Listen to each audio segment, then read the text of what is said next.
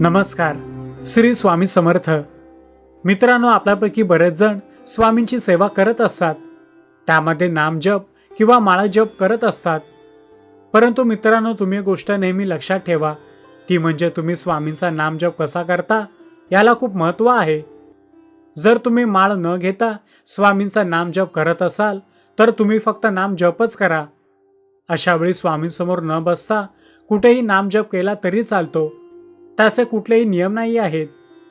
तसेच तुम्ही माळ न घेता स्वामींसमोर बसून नामजप करत असाल तर त्याचेही काही नियम नाही आहेत.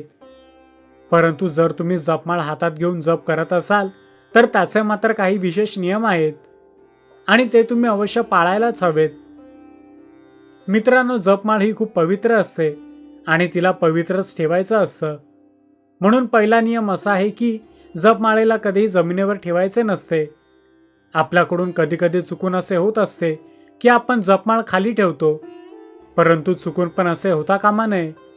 म्हणून ही गोष्ट तुम्ही नेहमी लक्षात ठेवा की जपमाळ कधीही जमिनीवर ठेवू नये किंवा माळेचा स्पर्श जमिनीला होऊ देऊ नये.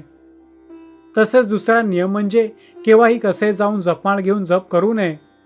कारण मित्रांनो, कधी कधी आपण बाहेरून येतो आणि डायरेक्ट जपमाळ घेऊन जप करायला बसतो किंवा बाहेर कुणालाही भेटतो, कुठेही जेवण करतो आणि घरी आलो की लगेचच जप करायला बसतो.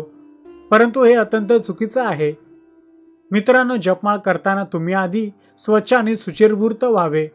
म्हणजे नेहमी आधी हातपाय तोंड धुवावे आणि नंतर मग स्वामींसमोर येऊन बसावे आणि मगच जपमाळ हातात घ्यावी आणि मग मंत्र जपायला सुरुवात करावी. केव्हाही कसे जाऊन जपमाळ घेऊन जप करणे ही सर्वात मोठी चूक मानली जाते. तसेच तिसरा नियम म्हणजे कधीही डायरेक्ट जाऊन जपमाळ उचलून जप करायला लागू नये. आधी तुम्ही स्वच्छ झाले की स्वामींसमोर जाऊन बसावे, मन एकाग्र करावे, स्वामींना प्रार्थना करावी आणि नंतर माळ हातात घ्यावी आणि माळ घेऊन आधी ती आपल्या कपाळाला लावावी. त्यानंतर ती माळ आपल्या दोन्ही डोळ्यांना लावावी आणि मग त्यानंतर आपल्या जपाला सुरुवात करावी.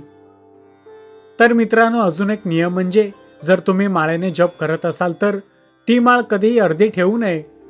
ती पूर्ण केल्याशिवाय कधीच उठू नये, अन्यथा पाप लागत असते. तुम्ही 1 माळ किंवा 11 माळ जप पूर्ण करूनच नंतर स्वामींना नमस्कार करून मगच उठावे, परंतु अर्धवट जप कधीच करू नये. श्री स्वामी समर्थ. जय जय स्वामी समर्थ. तर मित्रांनो, हे अगदी सोपे काही नियम आहेत. या नियमांची तुम्हाला देखील सवय होऊन जाईल. म्हणून तुम्ही सुद्धा हे नियम अवश्य पाळावे.